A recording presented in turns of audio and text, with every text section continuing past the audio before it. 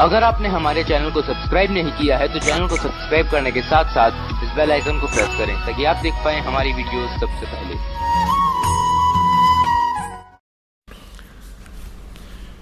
एक समय एक राजा था, काशी नरेश वीर देव सिंह बघेल। वो राजा लोग वही बनते हैं जैसा आपको बताया था, ये पुण्यकर्मी प्राणी होते हैं और इनमें भगवान की चाह बराबर रहती है। और ये साधु संत मंदिर आदि में गुरुद्वारों में ये जाते ही रहते हैं, इनके बस की बात नहीं। और धार्मिक अनुष्ठान भी अपने गुरुओं के माध्यम से करवाते हैं। तो ये गुरु कैसे थे? एक बार राजा वीर सिंह जी ने, काशी नरेश ने प्रतिवर्ष की तरह अपना एक धार्मिक अनुष्ठान करवा रखा था। उनके महल से अपने रेजिडेंस उस बाग में था। उस बाग के एक कोने में अलग से एक सत्संग स्थल बना रखा था। वहाँ पर वो प्रतिवर्ष महीने में या 6 महीने में जैसा भी वो अपने अनुष्ठान कराता रहता था। तो क्या करते थे, ये नकली संत जाते थे, उनको खाने पीने की सारी सुविधा को उपलब्ध करवा देता था राजा, और चलते समय उन्हें 5-5 सोने की मोहरें दे देता था।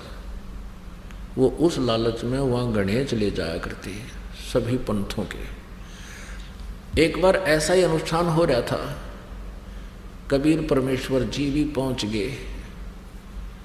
अन्य संत थे, वो कोई लाल कपड़े पर रहा, कोई दाढ़ी मूछ मुंडा रहा, या कति बड़ी बड़ी दाढ़ी अलग से सिंगर के बैठा, कंठी माला घनी पैर के। परमात्मा अपने सिंपल वाणी में जैसा भी वो उत्तर प्रदेश का, उसमें धोती कुर्ता टोपी हुआ करती थी, इसमें और दाढ़ी बड़ी हुई, जाके उन्हीं में बैठ गए। सत्संग हो रहा था। उनमें से किसी ने बताया कि ये कबीर जो है ये भी सत्संग करता है। तो उन्होंने कहा, संतों ने जो बैठे थे, एक मंच पर श्रोता अलग थे और एक स्टेज पर वक्ता बैठे थे संत। परमात्मा नीचे बैठे थे श्रोताओं में। अब किसी ने कहा कि ये कबीर भी सुना है, बहुत अच्छा सत्संग करता है। तो उनका जो हेड था, राजा का जो निजी संत था, गुरु था, उसने कहा, आओ भगत जी आप भी सुना दो खड़े होकर वहीं पर, क्योंकि वहाँ भेदभाव बहुत होता है। संत तो जो गद्दी पर बैठे वो तो बड़े अपने आप को सुपीरियर समझते हैं, और परमात्मा एक सिंपल वेशभूषा में थे। उन्होंने उनको एक भक्त जानकर कहा कि आप कुछ सुना दो। परमात्मा ने कहा कि आपने सब कुछ सुना ही दिया, अब मैं क्या सुनाऊँ? अब सूर्य को दीपक क्या दिखाऊँ? फिर भी कहने लगे, नहीं नहीं कुछ तो सुनाओ, कुछ तो सुनाओ। सुना है, बहुत कुछ सुनाते हो, बहुत सत्संग करते हो। परमात्मा बोले, तुम मेरे सत्संग को सुन नहीं सकोगे। कि नहीं नहीं ऐसी कोई बात नहीं, आप सुनाओ सुनाओ। अब वो तो महिमा गाँव थे विष्णु जी की, सर्वेश्वर महेश्वर सर्वशक्तिमान परमेश्वर है, ये है। अब परमात्मा ने कहा कि मेरे एक प्रश्न का उत्तर दे दो। कौन ब्रह्मा का पिता है, कौन विष्णु की माँ, शंकर का दादा कौन है, हमको देवो बताए। अब सारे कूद कपड़े, ये क्या बात कही, इनका कोई माता पिता नहीं, सर्वेश्वर है महेश्वर है सर्वज्ञ है, ये तो अजन्मा है, सारी सृष्टि के पालनहार है। परमात्मा ने उनकी सारी जो है ना शंकाओं का समाधान किया, बताया कि देवी भागवत 3 स्कंद में ऐसे ऐसे लिखा है। विष्णु जी स्वयं स्वीकार करते हैं, ये देखिएगा कि हमारा तो जन्म और मृत्यु होता है, हम अविनाशी नहीं है। ये देखिएगा श्रीमद् देवी भागवत, गीता प्रेस गोरखपुर से प्रकाशित। संपादक हनुमान प्रसाद पोदार चिमलाल गोस्वामी। ये गीता प्रेस गोरखपुर से प्रकाशित है। ये भी दिखा देते, कंसेप्ट क्लियर कर दें। 123 पृष्ठ पे ये 3 स्कंद। और यहाँ विष्णु भगवान अपनी माता दुर्गा की प्रशंसा कर रहे हैं, महिमा कर रहे हैं, स्तुति। तुम शुद्ध स्वरूपा हो, ये सारा संसार तुम ही से उद्भासित हो रहा है। मैं ब्रह्मा और शंकर, विष्णु ब्रह्मा और शंकर, हम सभी तुम्हारी कृपा से विद्यमान है। हमारा आविर्भाव माने जन्म, तिरोभाव माने मृत्यु हुआ करता है। केवल तुम ही नित्य हो, जगत जननी हो, प्रकृति और सनातनी देवी हो। अब भगवान शंकर बोले, देवी यदि महाभाग विष्णु तुम्ही से प्रकट हुए हैं तो उनके बाद उत्पन्न होने वाले ब्रह्मा भी आपके ही बालक हुए, फिर मैं तमोगुणी लीला करने वाला शंकर क्या तुम्हारी संतान नहीं हुआ? अर्थात मुझे भी उत्पन्न करने वाली तुम ही हो। शिवे संपूर्ण संसार की सृष्टि करने में तुम बड़ी चतुर हो। इस संसार की सृष्टि सतीथि और संहार में तुम्हारे गुण सदा समर्थ हैं। उन्हीं तीनों गुणों से उत्पन्न हम ब्रह्मा विष्णु एवं शंकर नियमानुसार कार्य में तत्पर रहते हैं। परमेश्वर ने कहा कि तुम झूठ बोल रहे हो, ब्रह्मा विष्णु महेश अजरो अमर नहीं है, इनका नाश होता है, जन्म मृत्यु होती है, इनके माता पिता है। ये ब्रह्म काल रूपी ब्रह्म ये इनका पिता है और दुर्गा इनकी माता है। और भी काफ़ी बताए मालिक ने प्रमाण दिए, पर वो चंगरगे जो सामने श्रोता बैठे उनकी बेइज्जती होगी। इनको भगवान नहीं चाहिए, इन्हें तो अपनी मान बढ़ाई चाहिए। इन श्रोता भाड़ में जाओ, इनकी इज्जत बनी रहे, इनकी रोजी रोटी बनी रहे। श्रोता बैठे उनकी बेइज्जती होगी। इनको भगवान नहीं चाहिए, इन्हें तो अपनी मान बढ़ाई चाहिए। इन श्रोता भाड़ में जाओ, इनकी इज्जत बनी रहे, इनकी रोजी रोटी बनी रही। और परमात्मा कहते हैं जब ये संत बन गए, संत भक्ति भगवान के लिए ये घर बार त्याग कर या कोई विशेष क्रिया करके ये भगवान की तरफ अग्रसर हुए हैं और ये संत बन गए, औरों को मार्गदर्शन कर रहे हैं, स्वयं ज्ञान नहीं। और इनको ये सच्चा ज्ञान मिल जाता है संतों को, तो ये अगर ये अच्छी आत्मा है तो इन्हें स्वीकार करना चाहिए।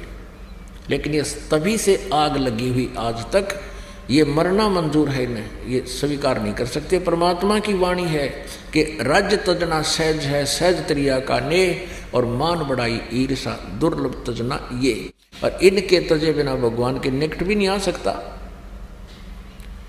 तो सभी चिंगर गए, तने बड़ी बात कही, तू कैसा नास्तिक आ गया है, हिंदू धर्म का तो जो है ना बेइज्जती करता है, हमारे देवताओं के बारे में गलत बोलता है। चिंगर गए। उनमें से एक व्यक्ति गया, संत राजा के पास पहुंचा, राजा से और नमक मिर्च लगा के कहा कि कबीर नाम का कोई व्यक्ति है, हमारे हिंदू धर्म की बेइज्जती करता है, विष्णु जी को नासवान बताता है, हमारी तो नाक काटती। राजन परमात्मा उधर वार्ता कर रहे थे उनसे। इतने में राजा ने एक पुलिस वाला भेजा लाठी लेकर, अब जाओ कबीर को बुला कर ला। राजा घर पे बैठा है और सांग करवा रहा है बाग में, हुआ उड़ा सत्संग कर। राजा का क्या लाभ हुआ उसको? कहते बैठे सत्संग सुने तो कुछ लाभ हो। ये ऐसे ड्रामेबाजी हो जाती, ये अभिमान, ये अहम होता है इनमें, हमारी बेइज्जती हो जाएगी सत्संग में जाकर बैठांगे तो। लेकिन पुण्यात्मा ऐसा नहीं करते। तो राजा ने सिपाही भेजा छड़ीदार के ला उसको बुला के। अब छड़ीदार ने यानी उस सैनिक ने कहा जाके कि चलो तुमको राजा बुलाते हैं, तो क्या बकवास कर रहा है।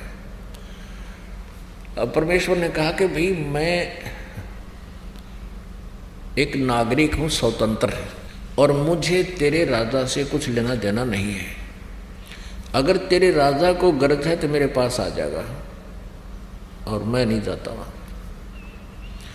अब उस सैनिक ने साथ में वो जो संत आया था लेकर बुला कर लाया था, वो फिर वापस गए। राजा से कहा कि राजन वो तो न्यू कहा है, मैं ठेंगे पर रखता हूँ ऐसे राजाओं को, मुझे जरूरत नहीं ऐसे राजाओं की, उसको गरज पड़े तो आ जा। अब राजा ने यह बात कोई कह दे उसका, वो तो फिर अपनी बेइज्जती मान लेता है, और अभिमान बहुत होता है राजा में। 10-20 सैनिक लेकर चला राजा स्वयं। अब परमात्मा कहते हैं सो छल छिद्र मैं करूं अपने जन के काज। जब वो राजा वीरदेव सिंह बघेल रह गया 100 फुट की दूरी पे, 100-125 फुट की दूरी पर, तब परमात्मा ने अपना आसन जमीन से 1.5 फुट ऊपर कर लिया। हवा में 1.5 फुट ऊपर हवा में बैठे, नीचे कुछ नहीं, जमीन से 1.5 फुट ऊपर उठ गए। केवल राजा को दृष्टिगोचर हो रहे हैं, अन्य को नहीं। अब कितना अंडी पाक रहा हो भगवान के सामने, फिर के ब्यों इन राजाओं का। 1 मिनट में इनकी मुर्गी बना दे संत जो चाहत है। तो वो डर गया, उसने देखा ये तो वह परम संत है, जमीन से ऊपर नीचे कुछ भी नहीं। गया तथा उनको सोटे मारन और हाथ जोड़ कर करबद्ध खड़ा हो गया। हे परवरदिगार, आपका क्या विवाद है? परमात्मा बोले कि विवाद इनका और मेरा है, आप किस लिए आ गए यहाँ पर? अब कोई जवाब नहीं, घबरा गया कि क्योंकि इतनी चमत्कार देखकर कलजा पट जाए आदमी का। राजा बोला मेरी गलती होगी, इन्होंने बुलाया मुझे। तो परमात्मा बोले ये अज्ञानी बैठे हैं, इनको ज्ञान नहीं है। परमात्मा ने 1 घंटा खड़ा होकर सत्संग करा के सारी हर पहलू पर विचार दिया। तो कौन कहाँ से आया है, परमात्मा की भक्ति बिना तुम्हारा क्या होगा, राज्य पद तभी तक रहेगा जब तक तो तुम्हारे पुण्य हैं, पुण्य क्षीण होने के बाद फिर राजा रसब हो। अब वो पुण्यात्मा थी और कुछ मालिक ने दया कर दी उसके ऊपर, अग्रम अग्रम खत्म कर दी उसकी। हाथ जोड़ के कबीर परमेश्वर को अपने महल में ले गया कि मेरे साथ चलो परवरदिगार। परमात्मा बोले अपने गुरु को भी साथ ले ले जब चलूँगा। अच्छा जी, सबको विदा करवा दिया। उनको जो दक्षिणा दिवानी थी दे दी जाओ, वो तो लालची आ रहे थे। भोजन भंडारा करा दिया उसके गुरु को, और साथ में परमेश्वर दोनों राजा के महल में गए। अब परमात्मा कहते अब सुनो मेरा इसका क्या विवाद था, निकाल तेरी सारी पोथियों को। और राजा के सामने बैठा है और अगर तू झूठ बोलेगा तो फिर देखना। राजा बोला इसका बक्कल तुरवा दूँ जो झूठ बोलेगा तो। अब परमात्मा बताने लगे खोल शिव पुराण को, रुद्र संहिता अध्याय 5 और से 9 तक पढ़। उसके अंदर क्या लिखा है, काल रूपी ब्रह्म और दुर्गा के योग से विष्णु की उत्पत्ति हुई। वो ब्राह्मण कहता है ऐसा ऐसा ही लिखा है, पढ़ा संस्कृत। अब उस ब्राह्मण का भी उद्धार हो गया, राजा का भी उद्धार हो गया, दोनों ने परमात्मा से उपदेश लिया। अब ठीक है, नाम ले लिया, भक्ति करते हैं। परमात्मा ने प्रथम मंत्र दे दिया राजा को और फिर कहा कि फिर आऊँगा, फिर कभी तुम्हें सतनाम दूंगा। अब राजा लोग ठीक है कुछ दिन भक्ति करता रहा, फिर अपना राजकाज करता रहा और नियम बता रखे थे जीव ऐसा नहीं करना। अब कुछ दिनों के बाद मंत्रियों ने श्रृंगार लिया राजा के, चलो राजा शिकार करने चलते हैं। ब्राह्मण उनके गुरु लोग भी कहा करते थे कि अक्षत्रिय यदि शिकार नहीं करेगा तो वो भूजदल बन जाता है। ये दूने क्रम फुड़वाने उनके। तो कबीर परमात्मा पहुंच गए एंड टाइम पे, और उधर से वो मर्यादा भंग करने के लिए तैयार हो गया। घोड़े गाड़े तैयार कर लिए, सब अपने 150 व्यक्ति सैनिक साथ कर लिए और जंगल में 1 हफ्ते के लिए चल पड़े। चलने वाले थे इतने परमेश्वर पहुंच गए कबीर जी। आओ महाराज जी, आओ महाराज जी, वीरदेव सिंह बघेल कहने लगे। परमात्मा ने बोले कहाँ जाने की तैयारी है? कि जी हम शिकार खेलने जा रहे हैं, आप भी चलो हमारे साथ। परमात्मा बोले भाई मैं नहीं चलता। नहीं जी आप चलो, हमारे गुरु हो। अब भगवान का दे गुरु भी कब हमने, और मैंने कर रखे मेरे जीवन ऐसा नहीं करने, ये करने की तैयारी कर रहे नालायक। परमात्मा बोले कि मैं आपके साथ चल भी पड़ूंगा तो वहां आपको कोई शिकार नहीं मिलेगा। अब वो समझे कि परमात्मा के कोड वर्डों को। वीरदेव सिंह बघेल कहने लगा नहीं जी ऐसे जंगल में जाएंगे वहां पर बहुत से शिकार हैं। परमात्मा बोले यू नो ऐसे नहीं मानेगा। अच्छा भाई चलो। मालिक के लिए भी हाथी का तैयारी करवा दी, उसके ऊपर बैठा दिए। पहुंच गए वहां जंगल में, शाम तक पहुंचे, सुबह की तैयारी की शिकार के लिए। अब सुबह चल पड़े सैनिक भी और वो भी, कबीर साहब भी साथ में। इतनी दूर चले गए जंगल में जहाँ कोई पानी का स्रोत नहीं था, जल का स्रोत नहीं था, और जो भोजन भंडारा था वो दूर छोड़ आए थे। वह कम से कम 30 किलोमीटर जंगल में चले गए शिकार करते करते। वहां शिकार कोई नहीं मिला उनको, ढूंढते ढूंढते खोजते खोजते चले गए। एकदम ऐसी रजा करी मालिक ने, सबको प्यास लगाई और जबरदस्त भूख लगाई, सबके प्राण मुंह को आगे। यदि 10 मिनट में आहार और जल ना मिले तो सारे मरे, राजा भी खत्म हुए। जल थोड़ा बहुत साथ ले गए तो पी प्या लिया था। अब राजा ने कहा भी आसपास खोजो, कोई जल हो, कोई बाग हो, कहीं कोई फल आहार मिले। सब जाकर घूम आए, कहीं कुछ नहीं मिला। 2-2, 3-3, 4-4 किलोमीटर तक घोड़े पर भी जाकर आ गए। अब सब चिंतित हुए, बहुत बुरा बनेगा, अब क्या होगा। परमात्मा ने कहा कि चिंता ना करो, ये ऊपर पहाड़ी नजर आती है ना, वहां देख कर आओ। अब राजा और साथ में 1-2 मंत्री और थे, वो कहने लगे नहीं नहीं, वहां क्या मिलेगा, जब समतल क्षेत्र में नहीं मिला, पहाड़ पर क्या हो सकता है महाराज। परमात्मा चुप हो गए। एक और समझदार सा मंत्री था, वो कहने लगा भाई संत जो बात कहा करें कुछ गौर करनी चाहिए। तो उनके कई पाछा कर 2-3 जने गए उस पहाड़ पर, घूमते घूमते ऊपर जाके क्या देखा, इतना सुंदर जल, बिल्कुल अमृत भरा पड़ा एक सरोवर, मतलब छोटा सा तालाब तलैया, और उसके चारों तरफ बाग, सुंदर ये सेब संतरे आम, बहुत सुंदर लदपद हो रहा। उन्होंने आवाज लगाई कि आ जाओ, बहुत सुंदर स्थान है, जल भी है, आहार भी है। अब सभी पहुंच गए ऊपर, देखा सचमुच यहाँ तो एक अलग से दुनिया है, अलग से परमात्मा कुदरत का खेल देखो भाई, ये कह रहे सब ने जल पिया, फल आहार किया। वहां से प्रस्थान करने लगे तो सभी ने फल तोड़ के अरब अपने जेबों में ठोक लिया, चल पड़े। अब घोड़े पर बैठा रखे थे, अच्छी तो पीछे छोड़ रखा था। अब घोड़े पर बैठा लिया कबीर परमेश्वर जी को, और राजा भी उसी पर बैठ लिया। अब राजा ने घोड़े को तो थोड़ा सा चल पड़ा ना काफिला वहां से, बाग से। राजा ने देखा, हे भगवान तेरी कैसी कुदरत, ऐसे पहाड़ के ऊपर, और जल कहाँ से आया, ये बाग कैसे यहाँ लगा। अब पीछे मुड़कर घोड़ा मोड़ कर देखा, वहां तक धूल उड़ा, कुछ भी कोई नहीं, नरे पत्थर पड़े। अब राजा की आंख फट गई कि हे भगवान, हे गुरुदेव, वो कहाँ गया बाग।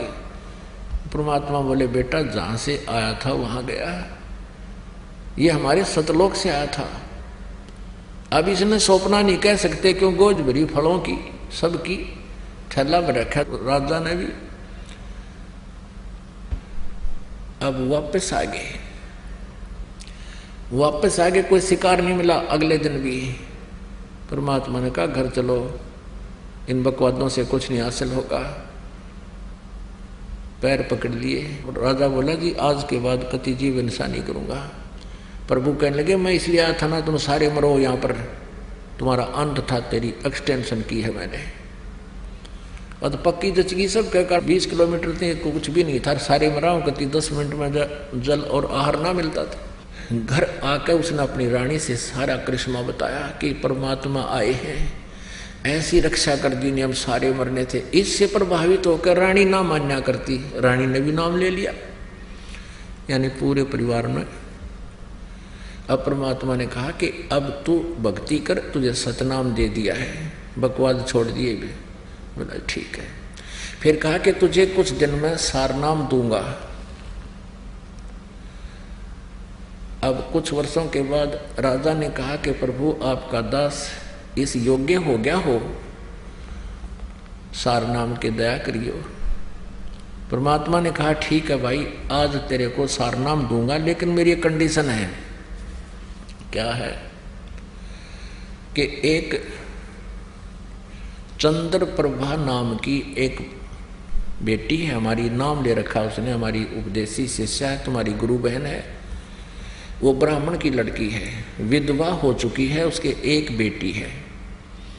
उसको वो भी जानता था, राजा भी जानता था उस बहन को कि अच्छा जी वो, हाँ उसके पास एक धोती है, धोती साड़ी जिसको बोलते हैं, और मुझे चाहिए, आपको उपदेश दूंगा ना सारनाम, तो मुझे एक सफेद कपड़ा चाहिए, सूचा स्वच्छ,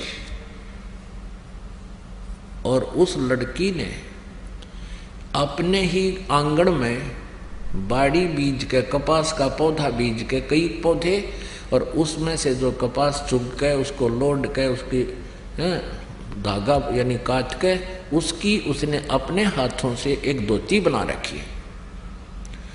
और वो धोती तू लाकर दे, बाजार से नहीं चलेगा कपड़ा, वो स्वच्छ कपड़ा है और धोती बना रखी है। और वो धोती तू लाकर दे, बाजार से नहीं चलेगा कपड़ा, वो स्वच्छ कपड़ा है और ये सारनाम देना है। ये तो एक लीला थी मालिक की, वैसे सारनाम में इसकी आवश्यकता नहीं थी।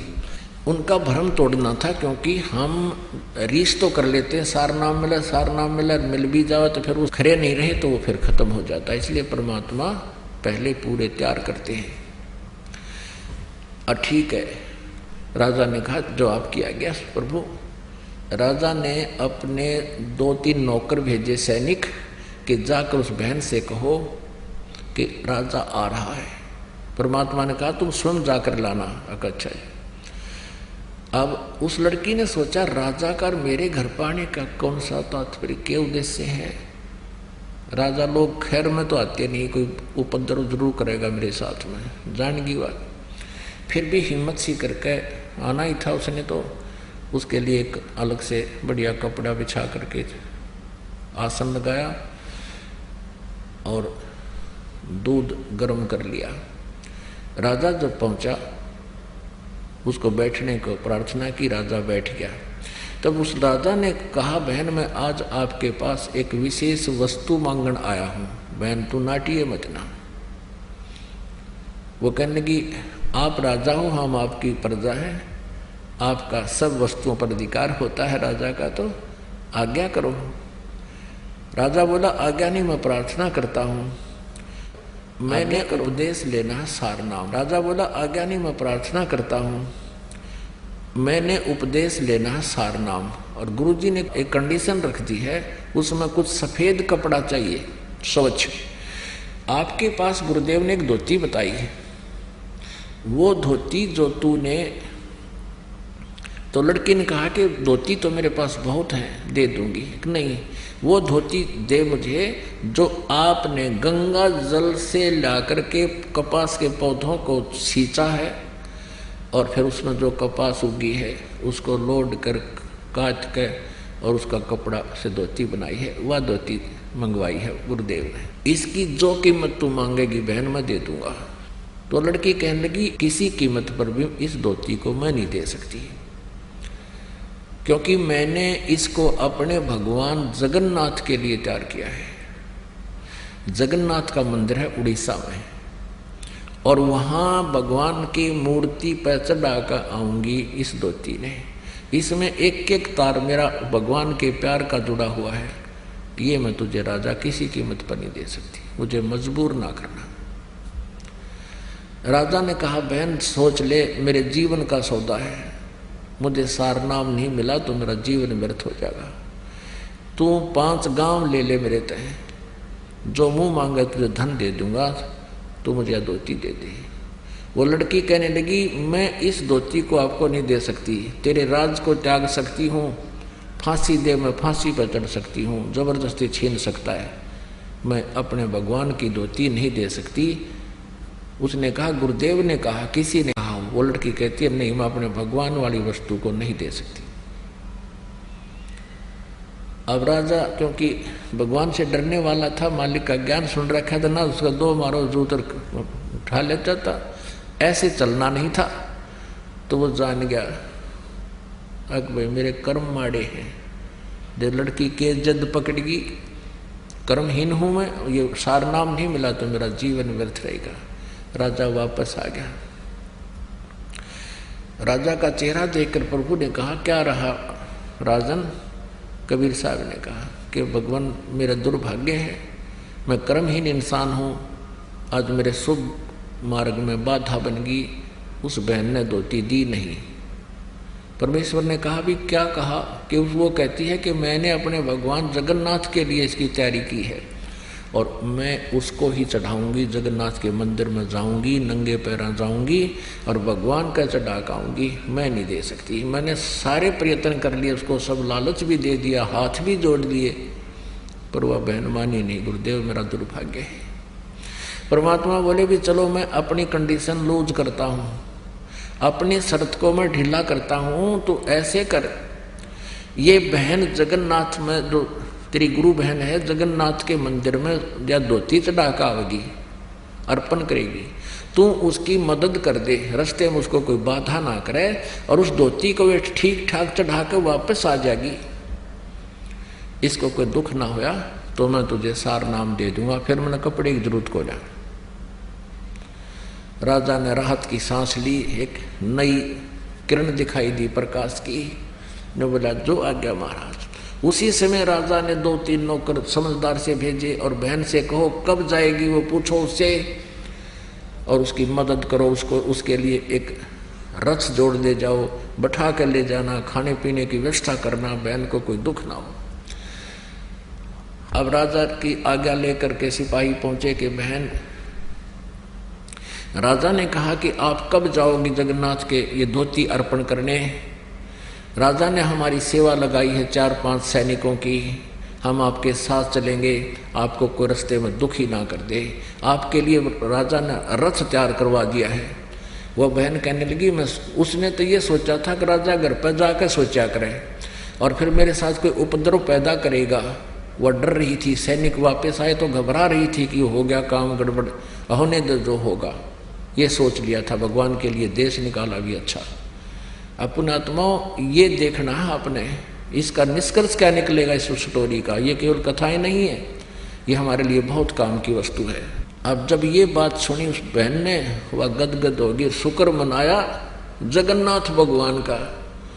हे जगन्नाथ भगवान, आपने मेरी इज्जत रख दी, राजा का मन बदल दिया। इन्होंने पता कौन सा जगन्नाथ बदलना लग रहा है इसके मन को, इतनी बुद्धि कमजोर थी मारी। और कहा, सारी बात सुनकर कहने लगी भाई ना तो मैं रथ में बैठूं, मैं तो पैदल जाऊंगी, राजा का शुक्रिया है, अगर तुम मेरे साथ चलो तो मुझे कोई इतराज नहीं। ऐसा ही हुआ। लड़की चलेगी, सैनिक साथ चल पड़े रथ लेकर, खाने पीने की व्यवस्था उसमें अपनी ले ली, वो लड़की पैदल गई वहां तक। अब शाम में पहुंचे, सुबह नहा धोकर उस बहन ने वह अपनी जो धोती हाथ से बना रखी थी वो चादर लेकर भगवान जगन्नाथ के मंदिर में मूर्ति के चरणों में रखना चाहिए, रखते ही और कहा कि इस दासी की तुच्छ भेंट स्वीकार करना जगन्नाथ। वो धोती वहाँ से उठी और उस जगन्नाथ के मंदिर के प्रांगण में जाकर पड़ी और आकाशवाणी हुई कि नालायक, जगन्नाथ तो काशी में बैठा है, वो कबीर परमात्मा इज जगन्नाथ, तो किस धक्के खाना गई। कलेजा फट गया उस लड़की का, रोआ बुरी तरह। ओए होए, वो भगवान स्वयं है कबीर जी। वो वहीं से रोने लगी थी, आंखों में इतने आंसू बह गए कि सारे कपड़े भीज गए उस बेटी के, कि मैं कितनी नीच हूँ, भगवान कहाँ मैं खोजन की तागी। परमात्मा कहते हैं गुरु मानुष कर जानते ते नर कहिए अंध, महादुखी संसार में अग गई यम के फंद। आकाशवाणी ने कहा कि जगन्नाथ वहां बैठा, जिसने धोती वहां मंगवाई थी, तो वहां नहीं पहुंचा सकी, यहां धक्के खाने आ गई, ले जा इसको उठाकर। अब ये आकाशवाणी सुनी उन सैनिकों ने भी, वापस आगे रोती हुई। अब वो लड़की रो रही थी। 10-12 दिन के बाद फिर वो वापस पहुंचे। उस दिन भी परमात्मा, क्योंकि लीला थी उनकी, पता था उनको, तो कबीर जी ने वीर देव सिंह बघेल के घर पर विराजमान थे, पता था कि आने वाली है वो सारा सांग वापस आओगा। वह खाया ही धक्के नालायक है। अब पहले पता किया कि कबीर साहब के घर पे गए, पता लगा कि राजा के यहाँ पहुंचे हैं। फिर राजा के घर पहुंचे, वो लड़की भी और वो सैनिक भी। लड़की रो रही, उसको उससे बोला नहीं जा रहा, चरणों में गिर गई भगवान कबीर साहब के, और ऐसे रो रही है कि उस पर आवाज निकल रही, गला कति रुंध गया उसका, ना कुछ बता पा रही है। अब राजा ने सोचा भाई के बिजली गिर गई इस लड़की पे, और गुरु जी ने तो कहा था इसको कोई दुख ना होना चाहिए, और क्या आपत्ति आ गई। और ये रो रही है, अब मुझे नाम मिला नहीं, क्योंकि भगवान ने कहा था इसको कष्ट नहीं होना चाहिए।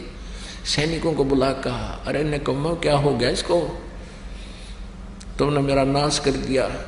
तो वो कहने लगे जी कुछ नहीं हुआ, सारी कहानी से परिचित कराया और कहा जी वहाँ इसने जो धोती चढ़ाई तो वो धोती वहाँ से उठकर बाहर गिर गई, और कहा आकाशवाणी की कि जगन्नाथ वहाँ बैठा है कबीर, वो जगन्नाथ है, सारी सृष्टि का मालिक है, तू कहाँ धक्के खाना गई, वहाँ उसने जगन्नाथ ने खुद मांगी, वहाँ तो तू दे नहीं सकी, और उसी को अर्पण कर। वह धोती भी 7 सिर पर ले रही वह लड़की, और तब तेरा कल्याण होगा। अब दोनों का एक तीर से 2 शिकार किए परमात्मा ने। न उस वीरदेव सिंह का विश्वास था कि कबीर इज गॉड, और न उस नालायक का विश्वास था कि कबीर इज गॉड। गुरु बना रखा, लेकिन भगवान वो पत्थर मान रखा था वो जगन्नाथ का। अब दोनों का हृदय साफ हुआ, परमात्मा के चरणों में गिर गए। परमात्मा ने कहा प्रथम नाम दोबारा लो, द्वितीय दोबारा लो, फिर भक्ति करो, जब सार नाम दूंगा। बोलो सतगुरुदेव।